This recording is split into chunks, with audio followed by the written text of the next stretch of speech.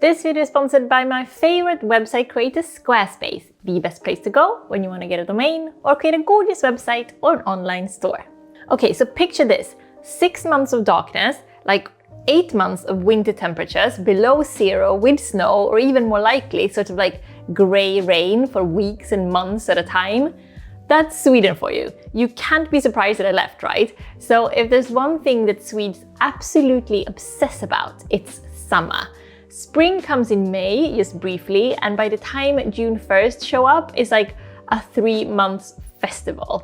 The sun never goes down, the color outside changes from like brown-gray sadness to almost like a radioactive green. Like honestly, I've never seen trees as bright green as like Swedish birch trees in June. So, since an addiction for summer is like so ingrained in me, there are some things like kind of traditions or whatever that I have to do every summer because otherwise I won't feel like it's summer at all. So even if I don't leave London for the whole summer, even if I'm just like at home in the flat, I have some sort of summer habits that will make me almost mentally transported to childhood summers on the lake. And each of these will like instantly calm me down and sort of ground me. Because, believe it or not, summer is here. And you know what that means? I know that we have all been waiting for this ever since last summer when I announced it, but this is actually the week that my sexy, spiky little debut novel is out. Yes, Okaydays will hit the bookshelves on Thursday, and I cannot goddamn understand that it's finally happening. 3 years in the making. What an insane pinch me moment. It feels like my blood is almost bubbly with excitement. Are you excited as well? And have you pre-ordered yours yet? Go, go, go. Okay, food. Nothing is a more important component of a Swedish summer than strawberries. And apparently they need to be Swedish strawberries. I have no idea if this is like the same in your country, that you know, Polish people love Polish strawberries or whatever, and Spanish people love Spanish strawberries. I don't mind country origin, I love all strawberries equally. But for a lot of Swedes, the moment the weather has turned warm enough to grow Swedish strawberries, it signals that summer is finally here. And the taste is just so right. There are some other things that I need to eat to feel that summer has arrived too, like baby new potatoes with dill, potato salad, crisp bread with herbamare herbal salt. It's just like simple, silly little things really. But you know those foods that like instantly transport you back to childhood? Do you have some of those? It's like the texture and flavor just have like that super distinct quality that make you get all immediate summer feeling. Oh, vanilla soft serve. That's another one which is like, it's unbeatable to me. And it will just like push me straight into summer feeling. So there used to be this amazing vegan matcha soft serve in Soho, but they've closed down. So if you know any other good vegan soft serve spot in London, please let me know. I need it. I have to have it. This is probably a little bit of a weird one, but am I the only one who loves the feeling of wrinkly creased linen in summer? You know, like you've been swimming the whole day and your skin is like slightly sensitive from being in the sun for hours, and then you take a cool shower and put on some gorgeous smelling body oil and then slip into like the softest, crinkliest linen shirt. Oh, and being barefoot, that's also one of those like summer moods, isn't it? I think this is a cliche, but probably one of the loveliest cliches out there. The idea of like warm summer evenings, sitting outside or indoors with your windows open wide in like white linen, bare feet and no makeup. Why does loose, flowy clothes make us feel all summery and relaxed? It does for me anyway. So I mean, as you've already heard now, is that traditions are so important to me in summer. I want to like eat the same food, wear the same clothes year after year, and yes, I want to reread the same books and rewatch the same movies. One of the things that I always look forward most when I have time off work planned for the summer is the long, lazy hours sitting outside doing nothing but reading book after book. Of course, you know me, my favorite is to read with a glass of ice cold wine and a little snack and just like stay there not moving. And now we have, for the first time in a London flat, a balcony. Can you believe it? The luxury. But even before that, just opening the windows wide and letting the sun and the breeze in and like reading on the sofa or on the floor, I don't really need anything else to get that calm summer evening feeling. So regarding books, I mean, I'm sorry guys, I know I'm being incredibly repetitive with this one, but the one book that I want to reread every single summer is Bonjour, Tristess by Françoise Sagan. I must have like mentioned this book in 10 videos already throughout the year, but it's just unbeatable when it comes to like an instant injection of summer. Set on the French Riviera and everyone's just lazy and sleeping and drinking cocktails all the time. So if you haven't read it yet, please do. And if you have read it, maybe reread it again with me this summer, like a little summer book club. Another one that I've probably read like 4 times by now is The Magus, well, I don't know how that's pronounced, by John Fowles. I don't know how that's pronounced either. I have no idea how any of this is pronounced, but this is just such a much weirder one though that I have to warn you that it's a bit weird, but it's so summery and unique, and it's set on like a calm Greek island. So for this summer, I'm also planning to read Truman Capote's Summer Crossing. It's both his first and his last novel because he wrote it before anything else, but then put it aside. And I think it wasn't published until like 2005 or something. From what I hear, it should be incredibly summery, but I will let you know what I thought once I read it. But please hit us all up with your most summery summer books. I know a lot of you like The Summer Book by Tove Jansson, but okay, controversial opinion. That book wasn't for me at all. I can't even say like what the hype is about. Personally, I don't get it. Have you read it? If you like it, will you please explain what exactly it was that you liked about it? Maybe even more important than rereading summer books is rewatching our all-time essential summer films. David and I have a super well curated list of movies that we have watched as kids and then together throughout our whole relationship. The list is really long, I'm not gonna lie, but there are a few Hall of Fame movies that are just so calming and beautiful, and most of them are like sweet and heartwarming as well, and with that, you know, extremely thick summery atmosphere.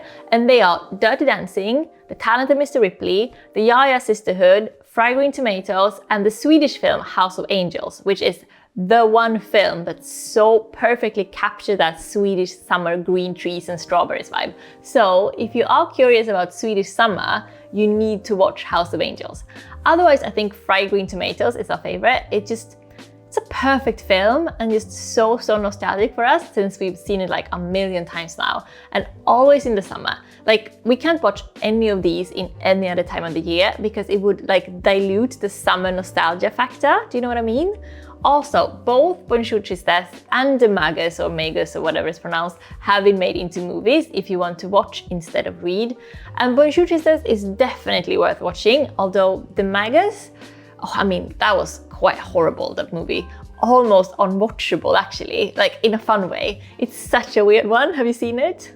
You know, I drink a lot of coffee and green tea, and in the summer, whenever I get some left in the teapot or coffee press, I just put it in a bottle in the fridge to like drink as iced coffee or iced green tea. A tall glass, ice cube, lemon for the tea is just like the perfect drink for like rereading or rewatching those summer books and films.